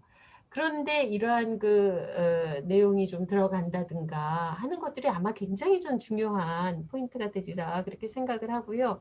두 번째는 뭐냐면 지금 산림도 그렇고 기독교 환경 이제 운동 단체도 그렇고 너무너무 열심히 하시잖아요. 그런데 열심히 하시는 것만큼 대중화되는 속도가 조금은 우리가 급한 마음만큼은 덜한 것 같은 그런 걸 우리가 다 체감하고 있잖아요. 그 중에 하나는 뭐냐면 이 컨텐츠를 어떻게 하면 대중화시킬 것인가에 대한 문제인 것 같아요. 여기에서 설문조사한 바에 의하면 왜 그런 교육을 못했냐 하면 지식이 부족하다 49%, 생태환경교육 관련의 자료가 부족하다가 45.9%이거든요. 그런데 오늘도 우리가 논의하면서 우리 이 그룹에서는 탄소 중립이다. 또는 뭐 온실가스 이제 그 문제라든지 또는 생태 전환적 삶 이런 것들을 사실은 많이 알아듣는 분들이 그렇게 많지 않아요. 예, 이 교회 안에서 보면 그러한 것들을 차라리 이 슬로건화 할 때 조금 더 쉽게 하면서 대중적으로 실천할 수 있는 대중교통 안 타고 교회 오는 주의를 한 달에 한 번은 정한다든지 예. 이렇게 좀 하는 것도 굉장히 필요하지 않은가 하는 그런 생각이 들어서요. 우리 센터장님 굉장히 이제 절망과 희망 사이에서 고민하시면서 너무 열심히 하시는데 우리가 적극적으로 좀 같이 연대하고 도와야 되겠다는 생각을 많이 했고 또 그러기 위해서 이러한 교제라든지 또는 우리의 이러한 모임들을 좀 활성화하는 거에 우리가 같이 좀 연대해야 되겠다 하는 그런 생각을 했습니다. 네. 네, 감사합니다, 교수님. 우리 신승 교수님 또 이게 잠깐 또 끊어졌어요. 들어오셨다. 끊으셨나요? 네, 여기가 조금. 그 아까 제가 잠깐 말씀을 네네, 더 하다가 말았는데 이어주십시오, 목사님. 네. 시간이 괜찮으실까요? 네네네, 좋습니다. 괜찮습니다. 네. 사실 좀 그 유미호 센터장님의 그 불안이 너무 이해가 가요. 예, 시간이 너무나 촉박하다는 생각이 많이 들고요. 그래서 우리가 어떤 희망을 찾을 것인가, 이제 우리가 희망을 갖는다고 해가지고 희망이 오는 건 아니잖아요. 실제로서. 저는 성경이 우리에게 약속하는 희망은 우리 죄에 대한 심판의 그 고통은 짊어져야죠. 그러나 그것이 끝이 아니라는 하나님의 그 구원이 기다리고 있다는 것을 그게 이제 우리의 희망이잖아요. 그러니까 레위기를 제가 이제 연구를 해보니까 레위기는 땅의 안식에 대해서 이야기를 하는데 이 땅이 안식을 해야 되는데 안식을 못하고 계속 괴롭힘을 당하면 땅이 그 사람들을 토해내 버린다라고 그 말씀하시잖아요. 토해낸다는 게 그게 바벨론의 그 70년 그 포로로 가 있는 그 기간에 대한 역사적 비유로 해석하신 분들이 많이 있어요. 그래서 그 포로로 가 있는 기간 동안 땅이 경작에서 해방이 되고, 그리고 사람의 피가 하나님께 아우성치는 그런 신원, 그런 것에서 해방이 되고, 그래서 땅이 그 안식을 누린다라는 그 표현을 하는데, 그런데 이제 그 땅의 안식도 기한이 있잖아요. 그래서 하나님이 다시 이스라엘 백성들 돌아오게 하셔서 그 땅에 다시 이제 정착하게 하시는데, 이것을 이제 기후 변화하고 연계해서 생각을 해보면, 제 생각에는 제가 이제 책을 읽으면서 이 책 저 책 읽으면서 느끼는 거는 너무 늦었구나 우리가, 그런 생각이 참 많이 들고요. 그래서 지금 서서히 우리가 지금 굉장히 서서히가 아니고 굉장히 드라마틱하게 이제 많은 변화를 겪고 있고, 지금 우리나라도 지금 봄 그 기온이 지금 굉장히 널뛰잖아요. 저는 이제 육체적으로 피곤해요. 이렇게 이렇게 이제 온도가 높아졌다 어느 날 갑자기 뚝 떨어지고, 오늘은 저희가 집에서 아파트 1층이라 추워가지고 뗐어요. 난방을 했어요. 그러니까 이렇게 자꾸 변화되니까 이제 나이도 먹어가고 그러니까 이 면역력이 떨어져가지고 너무 힘들어요. 근데 이런 상황들이 이제는 뭐 1년 사시사철 일어날 것 같다는 그런 생각이 들고, 이게 이제 말하자면은 제 땅이 지금 그동안은 너무 오랫동안 안식을 누리지 못하고 괴롭힘을 당해서 여하튼 수없이 많은 그 기후 재앙을 통해서 정화시키는 과정들이 반드시 오겠구나. 그거는 우리가 피할 수 없겠다라는 생각이 들고요. 그래서 거기에서 오는 그 피해는 우리가 고스란히 받을 수밖에 없고, 우리가 피할 수가 없는 것 같고요.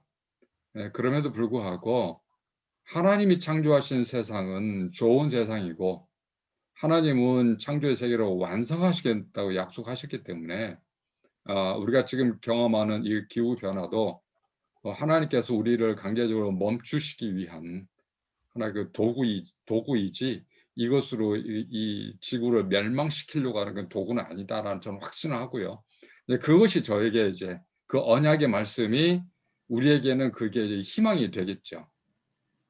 저는 그렇게 생각을 하고요. 그러나 그 희망을 가지고 있음에도 불구하고 굉장히 그 급격한 기후 변화, 일종의 땅이 우리를 토해내는 그 과정에서 우리가 굉장히 많은 상처를 입는 거는 우리가 피할 수 없겠다는 생각이 들고, 그러면 이렇게 이제 우리 살림에서 하는 이런 그 프로그램들이 어떤 의미가 있느냐라고 생각할 때 저는 우리의 그동안에 땅을 안식하지 못하게 했던 우리의 그 잘못을, 죄를 회개하고 또 우리가 뭘 잘못했는지 깨닫고 그래서 창조 세계에 대한 겸손한 마음을 우리가 갖게 되고, 우리가 인간으로서 하나님의 창조 세계를 지배하려고 하였던 어리석음을 고백을 하고, 사실은 하나님 우리를 창조하신 목적이 땅을 다스리라고 그러셨잖아요. 다스리라고 하는 거는 이 다스리라고 하는 그 단어, 라다라는 히브리 단어는 굉장히 좋은 단어거든요. 그래서 잘 섬기라는 뜻이에요. 굉장히 케어하라는 그런 뜻인데, 뭐 케어하지 못하고 그냥 도미네이트 해버렸잖아요. 그래서 이러한 그 역사적 과오, 이런 것들을 집단적으로 인류가 역사적으로 반성하는 시기는 반드시 필요하겠구나. 하나님의 창조 세계를 위해서. 그래서 우리가 그런 과정을 겪어야 창조 세계가 새롭게 새로운 시스템도 갖추게 될 것이고, 그래서 그 기후 시스템도 또다시 안정화되고, 근데 그 기간이 얼마나 갈지는 뭐 아무도 모르겠죠. 그래서 그런 측면에서 이렇게 다가오는 그 고통스러운 그 변화, 거기에서 입을 수밖에 없는 그 피해, 이런 것들을 우리가 너무나 분노하지 말고, 이거 우리의 그 과오로서 이게 하나님의 심판으로 받아들이는 것이 오히려 우리가 신앙의 고백이 아닐까 싶은 생각이 드네요. 그러나 그것이 끝이 아니라는 것. 네, 그게 우리의 희망이 아닐까. 감사합니다, 목사님. 또 저가 네, 교수님. 딱 한 15초만 얘기하면요. 저 유미호 선생님한테 사실 굉장히 감사하고 있다는 말씀 드리고 싶어요. 이렇게 같이 아주 밀접하게 사역은 지금 안 하고 있지만, 이렇게 먼발치서 이렇게 하시는 일들, 또 몸이 부서져라고 뛰어다니시는 거를 느끼고는 있거든요. 또 이렇게 소식을 듣고 있고, 또 우리 학교에도 오셔서 어린 학생들에게 이런 좋은 생각들을 심어주시고 실천하게 하시고 하는 그런 시도들, 노력들을 이제 알고 있고, 그래서 아까 이렇게 하루에도 몇 번씩 실망했다가 또 감정이 이렇게 변하는 걸 느끼신다고 했는데, 그 마음을 이제 고스란히 느끼고 있고요. 너무 애쓰시는 거에 대해서 감사하고 있다는 말씀을 꼭 드리고 싶습니다. 네, 네, 감사합니다. 그거는 저도 마찬가지예요. 유미호 실장님 정말 존경합니다. 예, 저도 그렇습니다. 아까 수고가 많으십니다. 이게 뭔가요? 왜 이렇게 못하는 아니 이렇게 좋은 책 소개해 주셔서 정말 너무 고마워요. 잘하세요. 열심히 도와서 잘하니까. 아니 그러니까 막 다른 면으로 얘기한 거는, 예전에 살림 사역 이렇게 막 시작하시고 그럴 때 좀 구체적으로 같이 이렇게 도와달라고 하셨을 때 그거를 잘 받아들이지 못하고 너무 밀접하게 못 도와드리고 그런 거에 대해서 굉장히 그 죄송한 마음도 있고 큰 죄를 지었다는 생각도 있고 그래요. 아니 어떻게 도와야 되는지 무슨요 몰라서 도와주시고 그랬던 계신데. 거예요. 저희 그러니까 선생님이 한국교회 100주년 기념관으로 이사했거든요. 아, 총회 오실 때 아까 해화동에 계시다고 그래서 가까운 이웃인데 오실 때 네, 이 코로나 시대에 언택트 시대에 얼굴 살짝 보여주시는 것도 엄청난 힘이 그러네요. 되더라고요. 효제동 가셔야겠네요. 효제동. 이효재 목사님 효제동 가셔야겠어요. 아, 제가 조금 더 발언해도 될까요? 아까도 얘기했는데 또 발언해도 되는지 모르겠네. 네. 그러면 목사님 짧게 네, 이야기해 네. 주시고 유미호 이제 센터장님이 마무리해 주셔야 돼서 네, 네. 짧게 해주시면 감사하겠습니다. 오늘 네. 저도 뭐 똑같은 활동하는 거 보고 어떻게 연결이 될 건가. 우리 마을에서는 지금 좀 진도가 나가고 있어서 도움도 좀 받고 싶은 게 또 있고. 그래서 어제 제가 지금 올렸어요. 어제 우리가 마치 기후랑 생태를 이제 지역 분들이 평신도 리더들이 발표를 하고 했는데 그 동영상이 있어서 올렸습니다. 지금 한번 보시고 2단계에서 그래서 어저께 느낀 점들 이렇게 하면서 아까 희망을 어떻게 보느냐.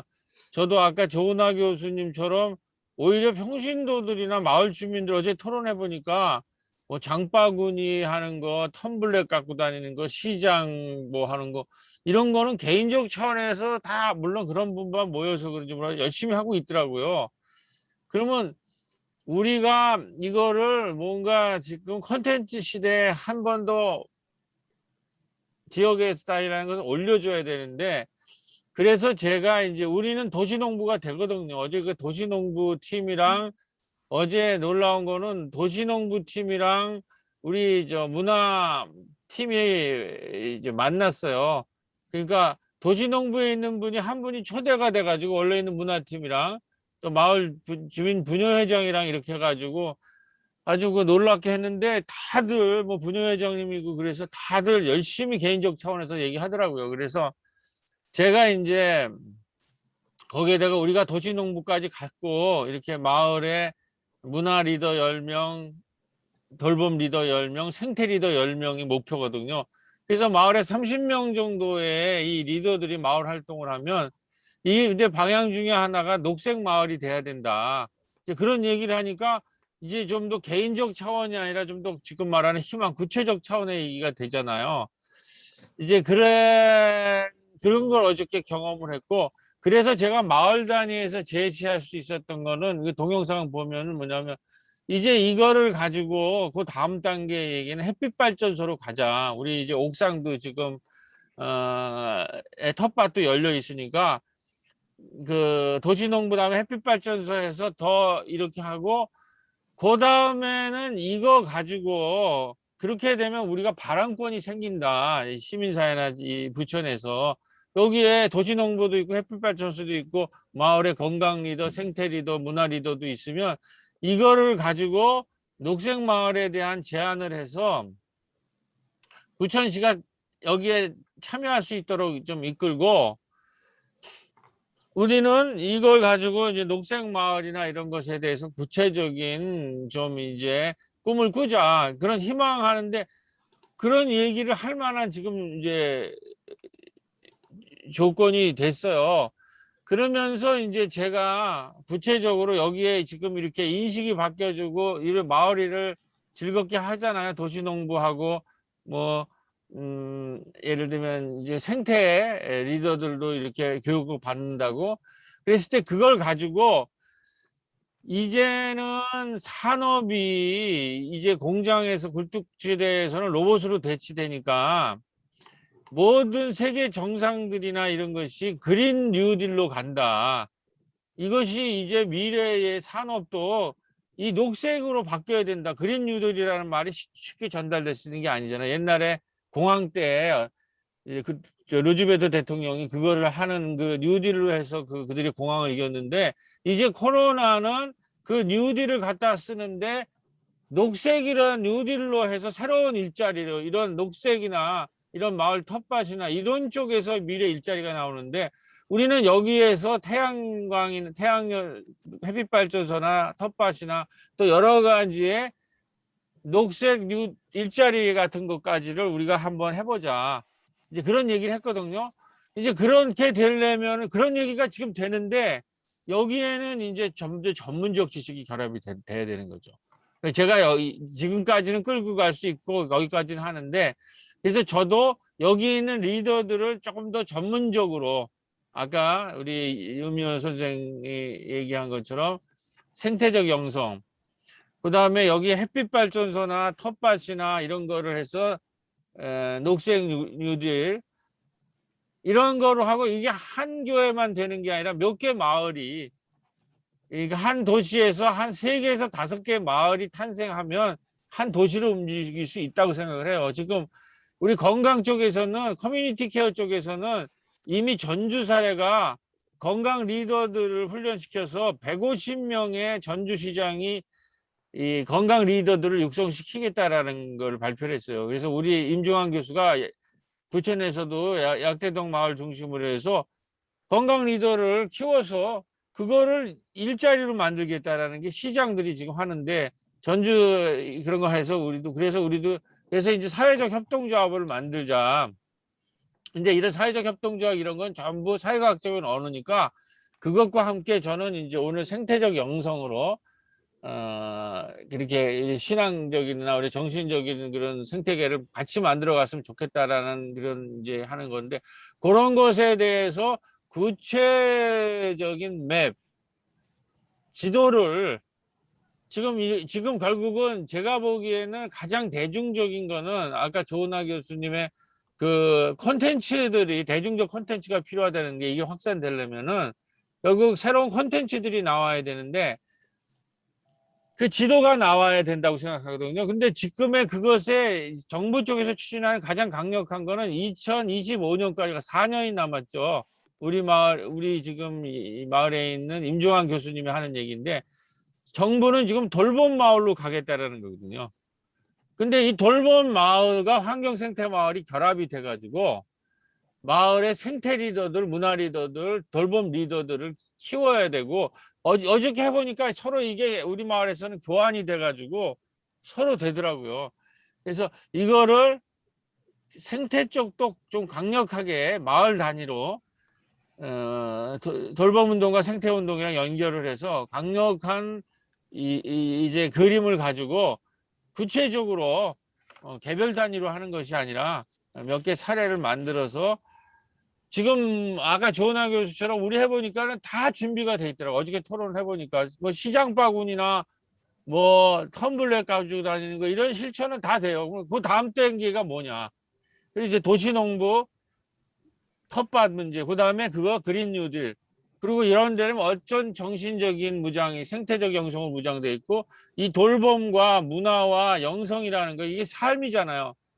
돌봄, 그러니까 생태가 하나로만 되는 게 아니라 이것이 생태라는 문제랑 돌봄의 문제랑 문화의 문제가 이렇게 종합적으로 통합 돌봄 마을이라는 말을 쓰는데, 이런 식으로 삶이랑 결합한 콘텐츠를 개발하고, 뭐 영국 사례 같은 경우는 이게 이제 소셜 다이어리라 그래가지고 마을 달력을 만들더라고요.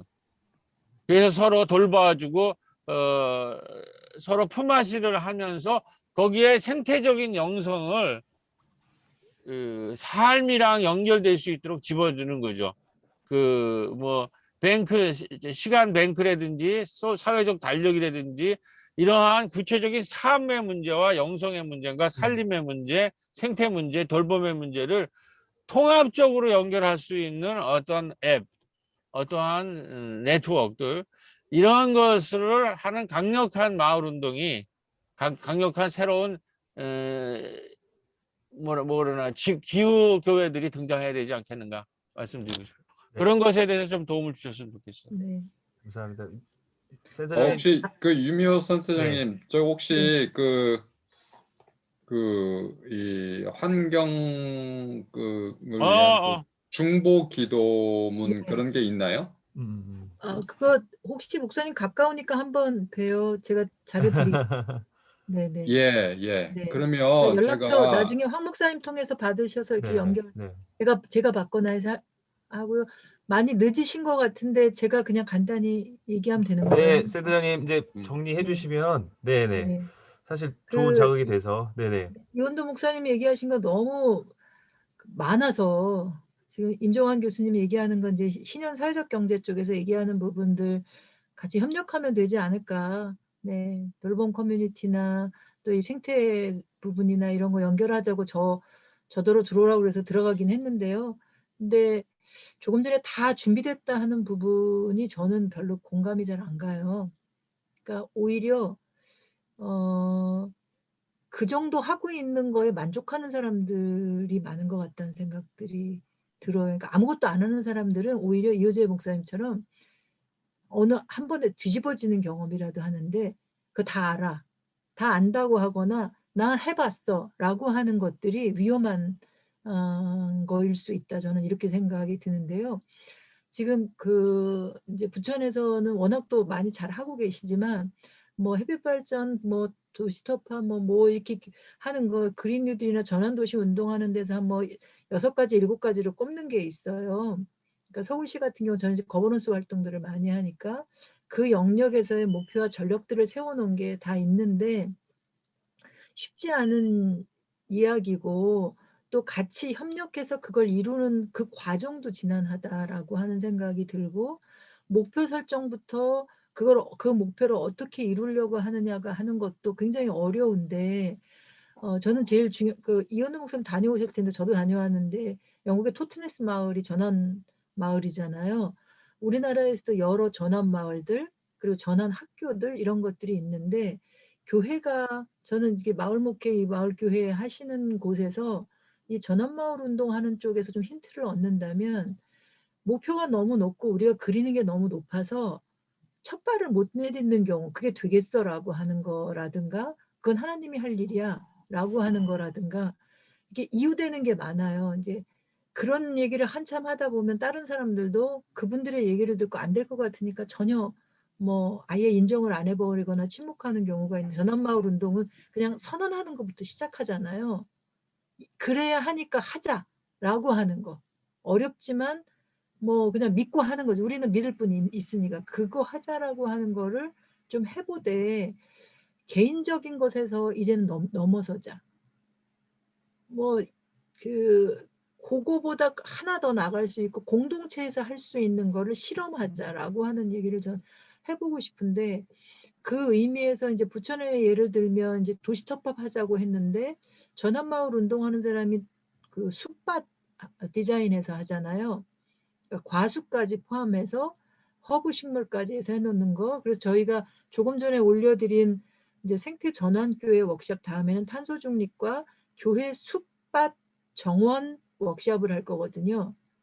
근데 이제 제가 좀 착각을 해갖고 밭은 30평을 신양교회에 얻어놨는데 그 숲밭 디자인에서 실제 하려면 돈이 있어야 되는데 실제 할 거를 사야 되잖아요. 그 돈을 마련 안 해놓고서는 해서 그냥 이번에는 워크숍으로만 진행하고 하반기에 돈이 좀 더 마련하면 실제 만드는 일을 할 텐데 그런 것들을 이미 앞서 계신 분들이 조금 그런 워크숍에 다른 교회를 초대해서 리더 양성하는 거를 저희 살림에서 환경 선교사를 지금 3년째 양성하고 있잖아요. 근데 이 서울 중심으로만이 아니라 작년에는 4지역으로 했고 올해는 대부경까지 작년에 못했기 때문에 열고 서울 수도권은 8월에 열 텐데요. 이렇게 저도 평신도를 좀 깨우는 거가 훨씬 더 그들이 희망적일 수 있다. 아니 이미 준비되어 있는데 기다리고 있다라고 하는 걸 저도 지난번에 영주교회나 온누리에서도 캠페인 해보면 목사님들이 또 이재용 목사님 그 얘기를 한 번 한 거로 교인들이 엄청 좋아했다고 하더라고요. 그러니까 그런 걸 봤을 때 좀 더 적극적으로 평신도들에게 용기 있게 목사님들이 얘기를 꺼내주시면 좋겠다라고 하는 생각이 들고 또 평신도들도 본인들이 적극적으로 목사님한테 건의하는 저희 단체 대표가 이승리 권사님이라고 세문학교의 권사님이신데 거기는 밑에서부터 치고 올라가시거든요.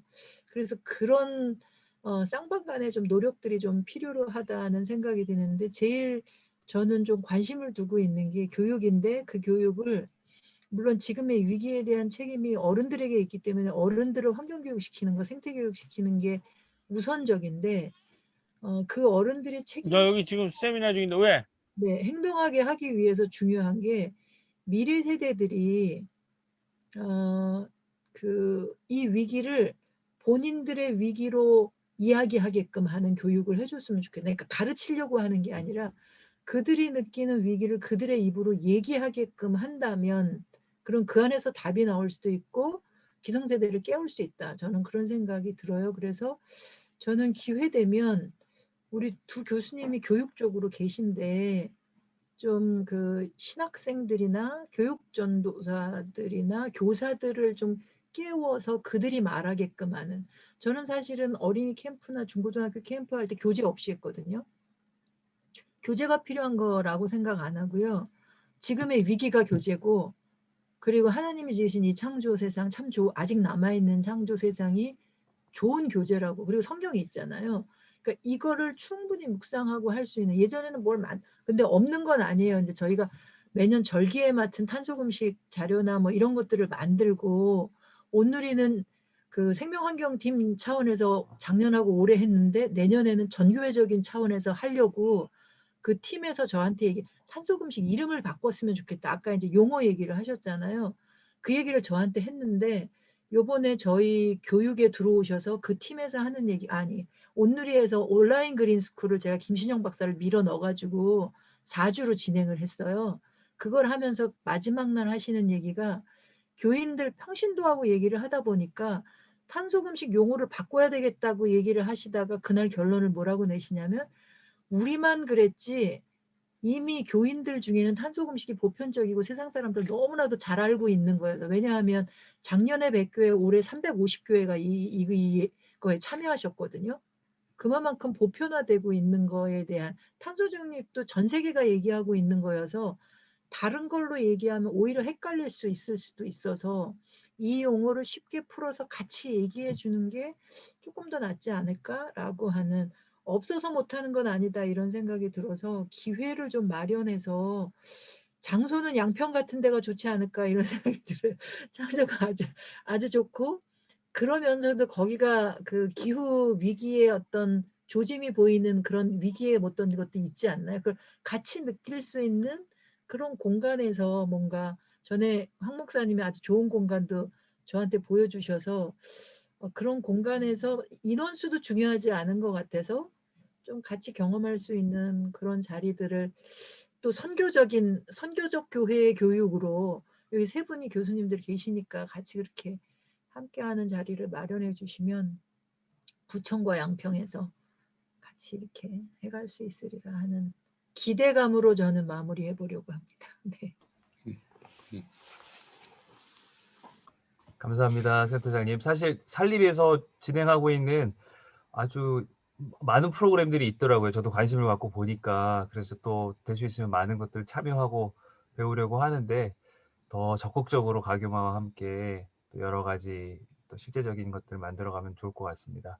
양평에서도 그냥 순진한 마음에 올해 저희가 제로 웨스트 샵 세워보겠다고 시작했는데 지금의 중간 결론은 지금 샵 하나 만드는 게 중요한 게 아니고 정말 실험적인 그 마당을 정말 상징적인 하나의 그런 친환경적인 어떤 공간을 만들자고 얘기가 바뀌고 있어요. 그래서 올해를 목표로 정말 아름다운 자연 속에 어떤 아지트 같은 이런 자연을 논할 수 있는 아지트를 하나 만들자라고 얘기가 바뀌어가고 있는데 이것도 큰 발전이죠. 저만 해도 그냥 저기 제로 웨스트 제품 갖다 놓으면 된다 생각하는 아주 단순한 생각이었는데 그게 중요한 게 아니고 그 토론의 장을 만들어야겠다. 그래서 아주 좀 행복한 상상을 이 어려운 시기지만 희망을 가지면서 뭐 그런 장소도 꿈꿔보고 재미있는 상상을 하고 있습니다.